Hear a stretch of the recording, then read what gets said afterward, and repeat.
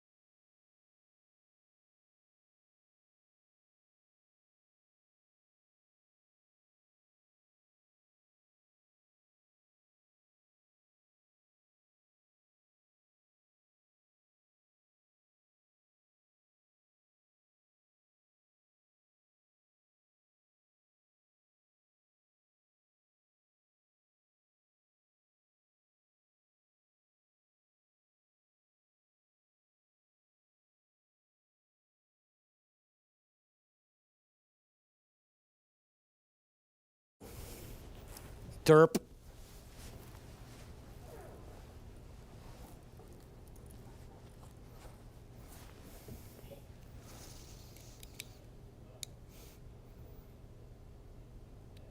Now I have it in.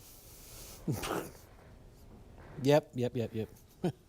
See, I did things out of order.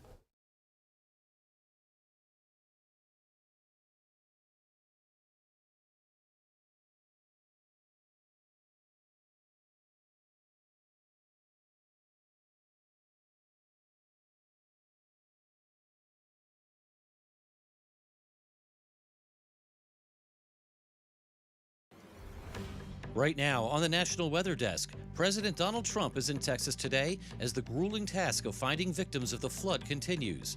We'll take a closer look at those search efforts. It's getting very meticulous. Now the river's really gone down. We've got some drier land. The sun came out.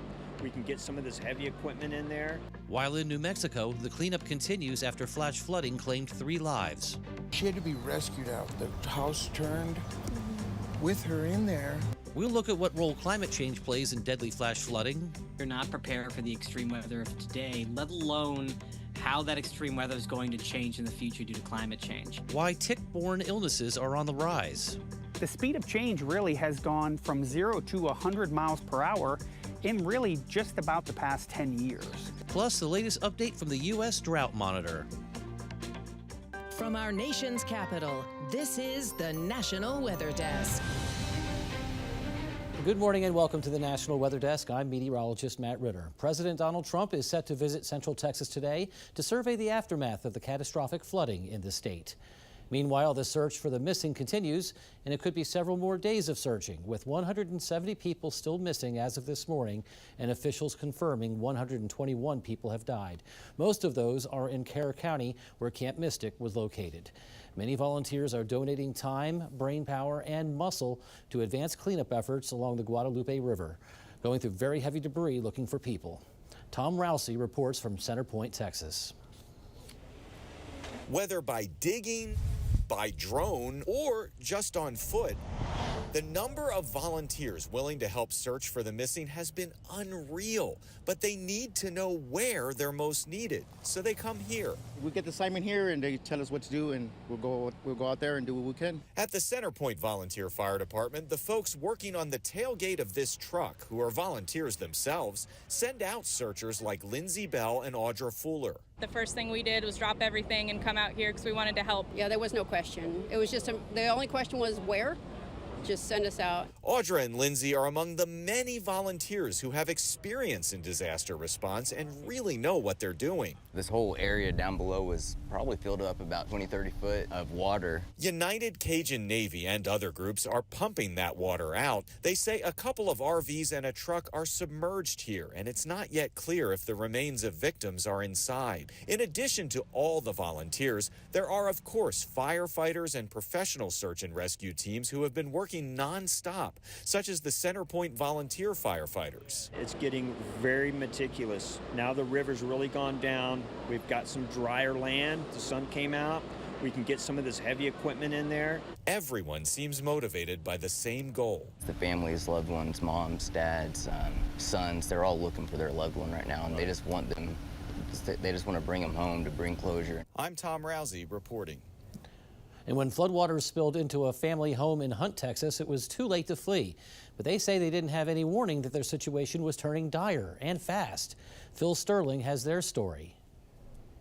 In this picture, you can see a child monitoring the water level, which nearly made it all the way to the attic of a family home in Hunt. Cole, said, "Papa, I think we're going to die. Are we going to die?" And I told him, "No, we are not." They noticed the flooding at the first floor at around 3 in the morning Friday. We found that there was water coming in through where the AC unit was in the wall, meaning that the water was up to, probably chest height outside of the floor. When the water chased them all the way to the attic, they called another family member who's a first responder. That there was a strike team in the area, that 911 had been overloaded. That's why we couldn't get through. Then, thinking quickly, they looked to the attic window for an escape plan. They ended up fashioning ropes out of Christmas tree lights. With one headlamp, we crawled out on the roof in the rain and the lightning, hearing screams and seeing cars slam up against the side of the house and other debris.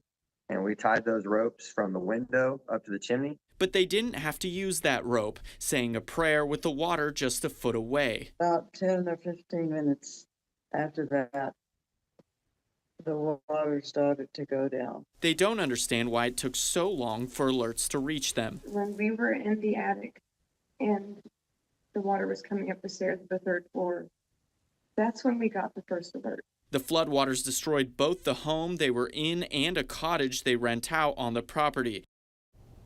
As tragic as the floods are, the large amount of rain did produce some good news. It made a huge dent in the drought.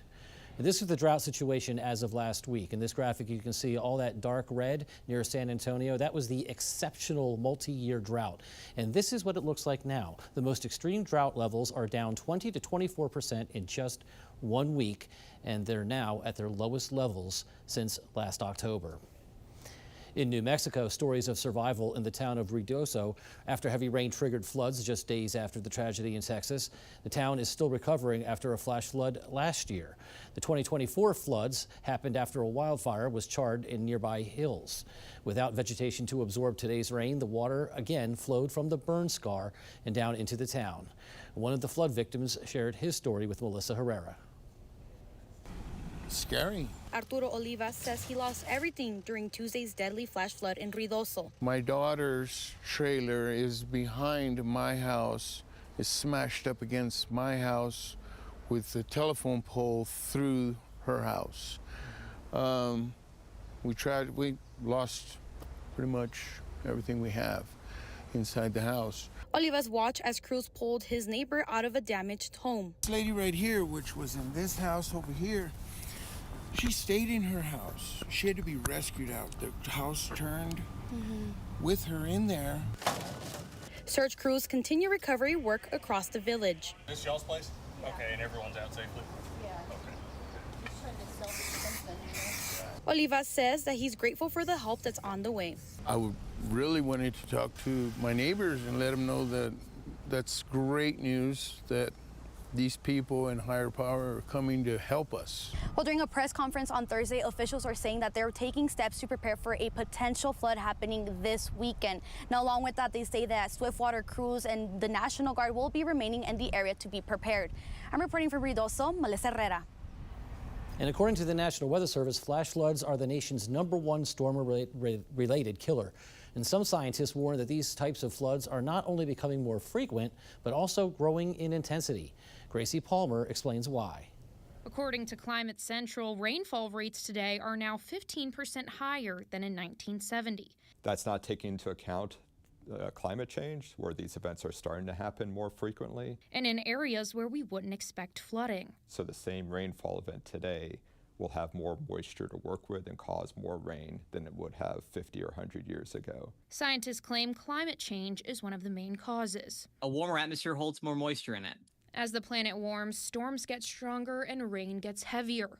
Climate Central reported that for every 1 degree of warming, the air can hold 4% more moisture, leading to heavier downfalls. WLOS meteorologist Jason Boyer says the landscapes of certain areas can also play a role. He breaks down the difference between the flooding in Texas and Helene. Now, with our rainfall, we were able to push it down into several different river stems and kind of flush it. Even though we had flash flooding, it could have been much worse if there was only maybe 1 or 2 main stems.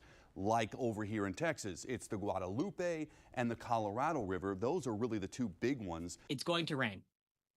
But I think it's clearly shown in the last several years that we are not prepared for the extreme weather of today, let alone how that extreme weather is going to change in the future due to climate change. Scientists say in order to better prepare, people must be educated on the dangers of living by a river and listen to warnings when they are presented. We ask people to have multiple ways of getting warnings. Don't just rely on your cell phone, a weather app.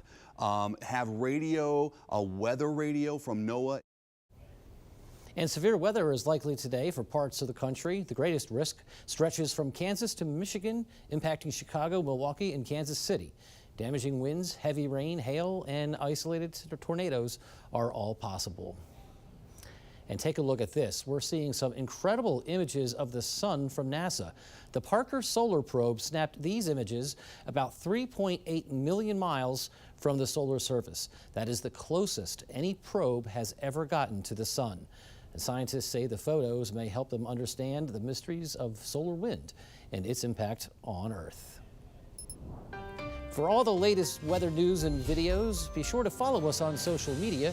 You can find us on all your favorite platforms. Just search the National Weather Desk. And coming up on the National Weather Desk, tick season is lasting longer and becoming more dangerous. We'll tell you why and ways you can protect yourself. Plus, the best foods to keep you hydrated all summer long.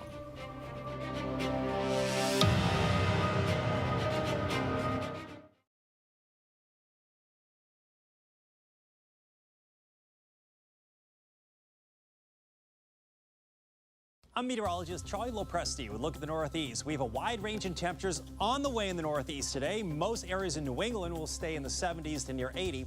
Those of you in New York and New Jersey, you'll be in the 80s to near 90 with elevated humidity. And the reason for that, we have a lot of clouds in New England to start the day today and some fog as well. That's going to burn off for most areas. Notice some afternoon sun. There's a chance for an afternoon shower or rumble of thunder. Saturday, it's more clouds to developing sun with a chance for a shower. I'm Chief Meteorologist Gerard Jabali. Here's a look at the Mid-Atlantic region. A stalled front will very slowly move out of the way, but we're still talking about it lingering down to the south. A couple of showers and storms will be possible each day behind that system, with chances going up closer towards the early next week, Sunday and Monday.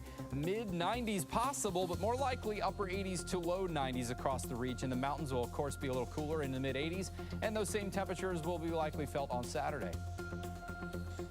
I'm meteorologist Vitas Reed. Here's a look at your southeast forecast highs. We're looking at 89 in Atlanta, 90 in Raleigh, 92 Jacksonville, Tupelo, Mississippi, right around 90 degrees, Nashville 91.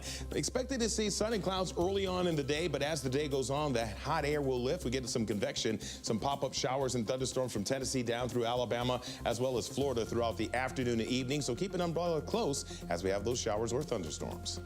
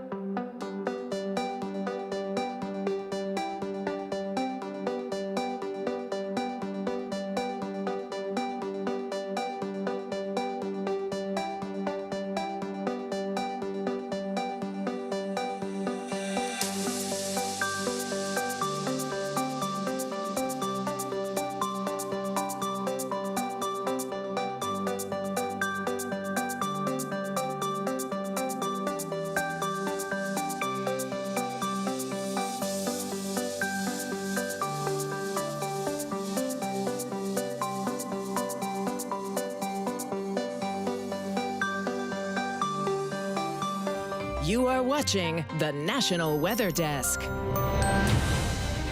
Beware of ticks. That's the message from health experts following an increasing number of people getting sick from tick bites.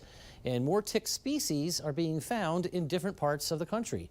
Mike McCarthy has more from Ohio, where cases of Lyme disease have increased over 1,000% in the last 14 years. Megan Waterwash celebrated her mom's birthday with a short hike, not really concerned about what might crash the party. I don't worry about it because I've never had a tick, so I think it is just part of life, but it's not on the front of my mind all the time.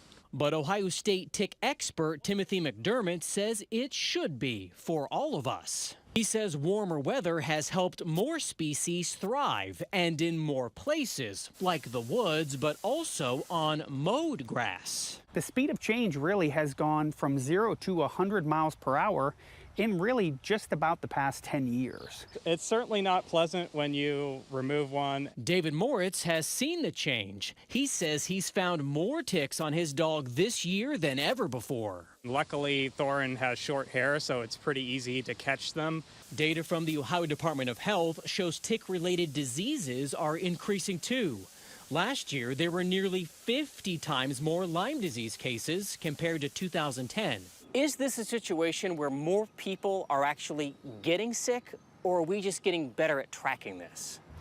So I think it's a little bit of both of those. More people are getting sick. McDermott says to avoid ticks, stick to trails, wear long pants and shirts, also light colors so it's easier to spot bugs.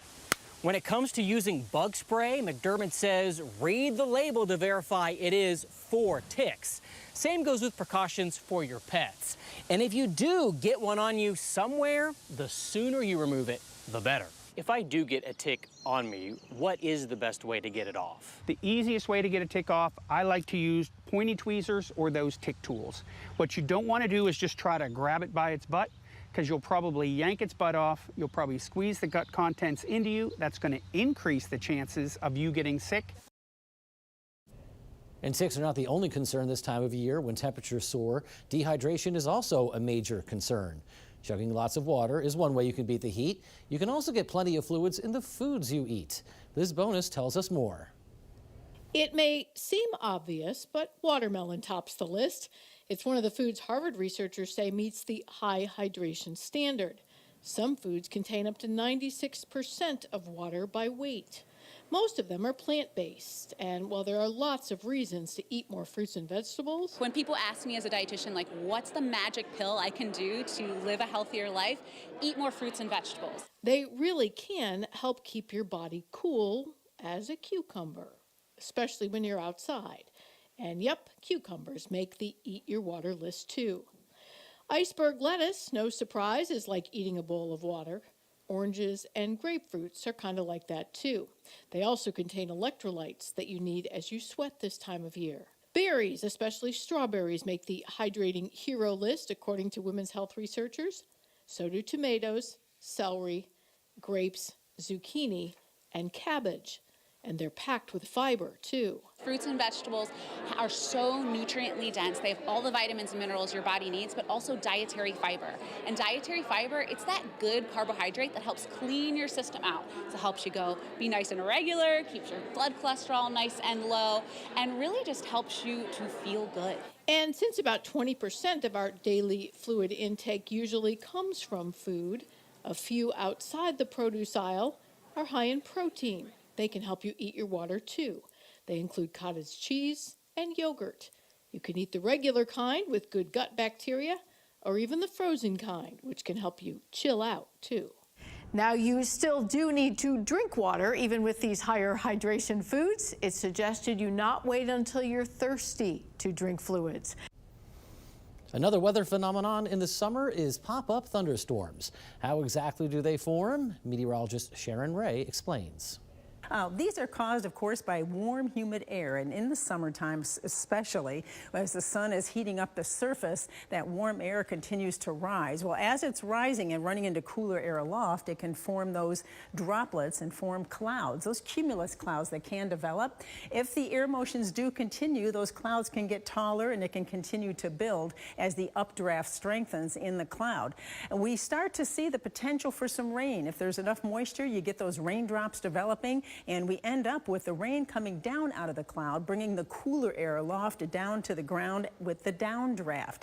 Now, this process can keep going as long as we have an updraft, but what often happens this time of year, because we don't usually have a lot of wind shear, that the thunderstorm is vertically developed, and the downdraft ends up dominating and ends up squashing, if you will, that updraft. So these are usually short-lived because the downdraft ends up squashing the updraft, the storm gradually dissipates. So storm formation needs three things, at least for storms to develop. Instability, that's cooling with height, the source of lift, such as the differential heating at the surface, or maybe a frontal boundary, or even converging air because of outflow boundaries. Moisture is needed as well, and that's water vapor, and we certainly have plenty of that in the atmosphere today. So for those summer pop-up storms, they are associated with the warm, humid air. Now, they're less likely to be severe, but sometimes they can produce some strong downbursts of wind and locally heavy rain. And the scorching heat that gripped Pennsylvania during the Battle of Gettysburg has always been part of Civil War lore. This week on our podcast, Off the Radar, meteorologist Emily Gracie learned about groundbreaking meteorological research that helped reveal the full extent of weather's influence on the Gettysburg campaign. Here's a preview of that episode. The year is 1863, and Union forces are marching toward Pennsylvania, unprepared for the scorching heat that would sap their strength before they even reached the battlefield. Then, after 3 days of devastating conflict, Confederate forces try to retreat south, only to find their escape delayed by flooded rivers and unexpected rainfall. Artillery crews on both sides are struggling with forces of nature that no one was measuring. This week, we're going off the radar with Dr. John Neese, who has uncovered a remarkable cache of weather data that reveals how the atmosphere shaped not just 3 days in July, but the entire Gettysburg campaign. I'm thinking to myself, well, this is fabulous. We can take the best technology available, bring in what few observations they had. You can rebuild sort of a best guess weather map. We'll take a deep dive into the 160-year-old weather records that don't just tell us about the past, they remind us of just how much we depend on our modern weather observation network. Every automated station, every weather balloon, every satellite reading we take for granted today, they're the guardians of information that armies once fought and died without knowing. And you can find Off the Radar anywhere you listen to your favorite podcasts. Time now for a short break, but first we soar over Discovery Park outside of Seattle, Washington.